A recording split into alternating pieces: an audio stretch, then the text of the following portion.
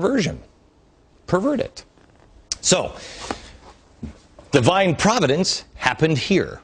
This is what was happening in America between 1740 and 1830. The beginning of the end, I think, was Andrew Jackson. This is a theory. Right now there's history professors like, I don't know, hey, what?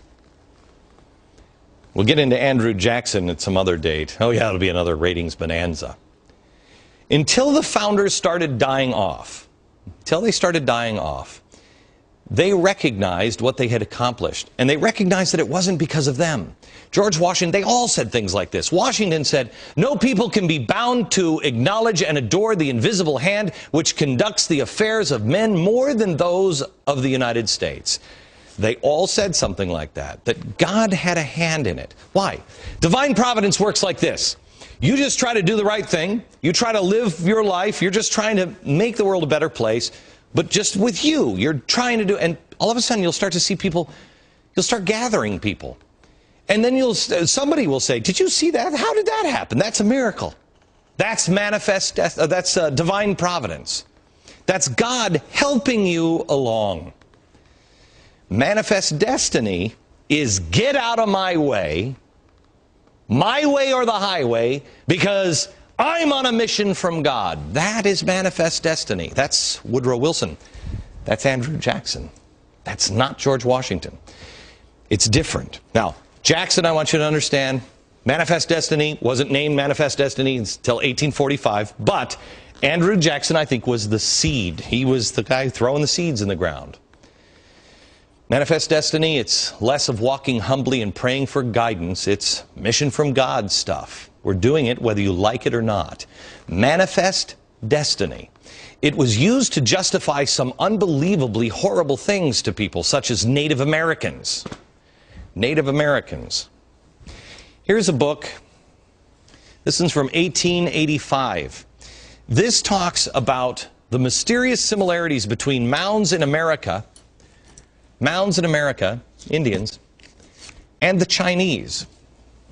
This one says that there are similarity to ancient artifacts from other parts of the world and the American Indian, but they have no idea what it even means. This one is Ancients. This one's from 1883, I think, 1891. This one is just about how the Indians are ancient. They're not savages. But most of this stuff was erased and hidden. And I'm going to show you some things in a few minutes that will boggle your mind. Get ready to flex your American knowledge muscles. And oh yeah, manifest destiny helped justify the expansion into the West. Why? What does this mean? You know what this is? You might remember this in history books as a kid. This is Columbia. Here she has the wire, and they're laying the railroad, and they're moving out west. Okay? This is manifest destiny. God is leading the way. Well, who did they take the land from? How did this all happen? It's the same formula. I've been looking for the last, few years for patterns in history. Show me the patterns. Because they always repeat themselves. History repeats itself. So what are the patterns? Well, here's the recipe for transformation. And this is either a good thing, this half is bad. This can be a really good thing. When a country has science, for instance, Ben Franklin, huge into science. He was the leading scientist in the world in his day. Government, this is Thomas Jefferson. Commerce, Alexander Hamilton. Religion was Sam Adams. When you combine these things and they're checks on each other, you're okay. But once these things start to collude for power, that's manifest destiny, and it is evil. When you have, for instance, the government wanting to expand, commerce saying, well, we're going to expand too because we need to make more money, we need more land, and you get the scientists to confirm that Native Americans are just savages, and religion playing their role, saying, yeah, the sons of Noah, some people aren't quite human. When you have this colluding for power, you're in trouble. My thesis is, you want to know how this happened? This country went wrong, I think, at the death of our founders. Now, we have had periods of brilliance, periods of awakening and enlightenment. Abraham Lincoln is one of them. Awakening and enlightenment. That is our goal. What sets off that period of awakening and enlightenment? What happened? What happened to the Indians? What happened to the Chinese? What happened to the African American? How did all of this happen? Is our country, are we just a bunch of racists? Is that all we are? No, it's much different than that. Next, things you will not believe you didn't know. Next. All right, for the next couple of nights, we are going to talk about the civil rights movement, but not in the way that anybody else, I think, has ever done it before. We're going to talk about the history of race relations in our country. And this is only the beginning. This isn't the end-all, be-all by any stretch of the imagination. You have to do your own homework. These are just some of the things that puzzle me. We're going to start with the founders and the American native. The prevailing wisdom about Native Americans was that they were primitive savages, an inferior intellect. That's what we started getting to in the 1800s. We've heard of scalpings before, and you think that that scalping, that was just an Indian reference.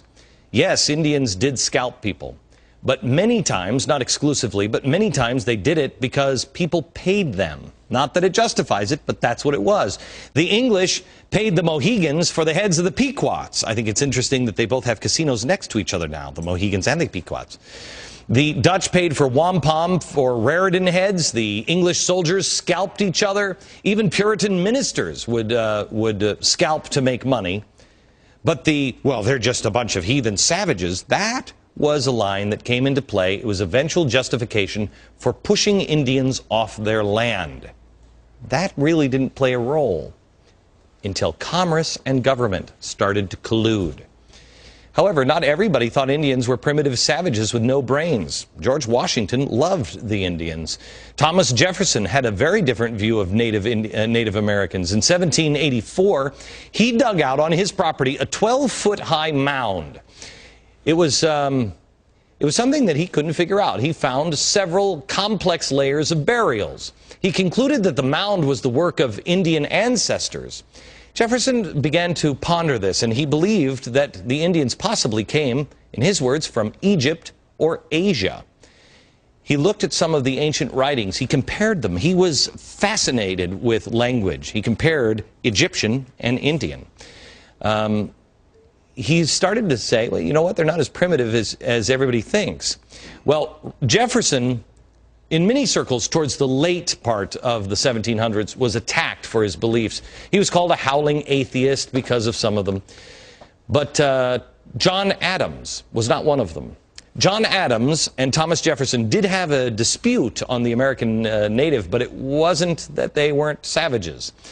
In their famous correspondence that happened in later years, they talked about the Native American and discussed James Adair's intriguing theory that the Indians were descendant from Jews because they had, according to Thomas Jefferson and Adair, the same laws, the same ceremonies, the same sacrifice, the same priests, prophets, and fast. Even the Indian dialect seemed derived from a common prototype of the Hebrew Bible.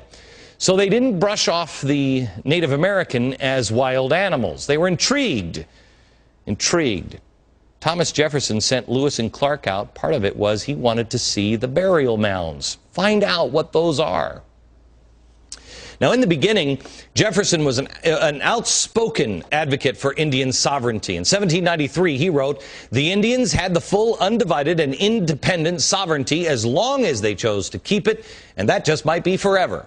2 years later, he added, "It may be taken for a certainty that not a foot of land will be taken from the Indians without their consent."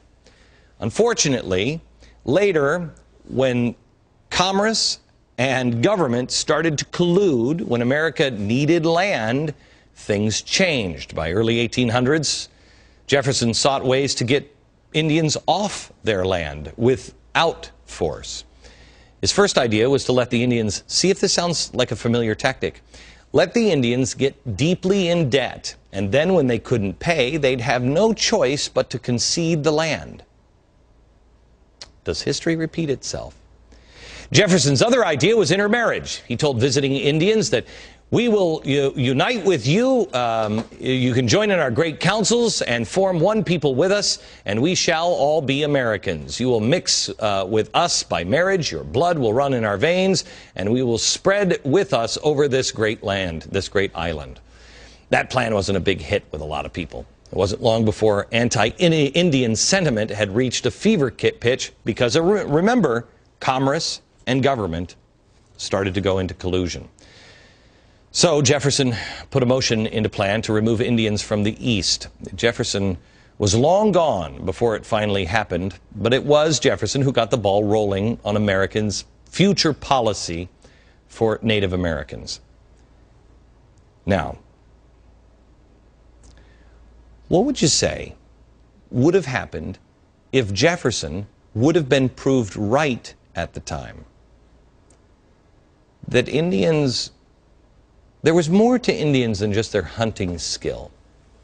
Would things in America look differently today? Did anybody try to thwart, in science, did anybody try to thwart that? And why? Archaeologists now think that those Native Americans were, dare I say, fairly advanced, possibly being able to extract iron and copper as well as mine it and then carry it great distances to trade it. If we knew that at the time, would we have treated Indians any better? They definitely deserved better, especially when you see the history that has been erased by science and the Smithsonian. Coming up.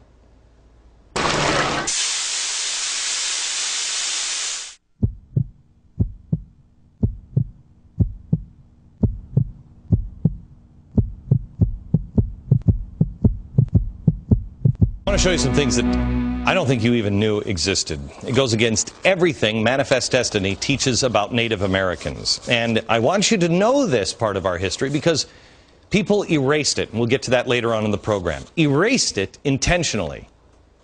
That's an important part of it. America's history didn't begin with Christopher Columbus came over. There were ancient cities with advanced architectures all across North America. Did you know that? Hundreds of years before Columbus came. We always think, oh, the Indians, they didn't scar the land. No, not true. These were cities as large as any in the world at the time. London or Rome, they were metropolises. Archaeologists say they have found evidence of 200,000 actual cities of mound-like structures all across North America that were here long before Columbus. But we don't know anything about them. Why? Why? Especially when you hear what you're about to hear. I want to show you 3 incredible examples of these Indian mounds that were discovered. But before I show you this, I want to ask yourself, I want you to ask these questions.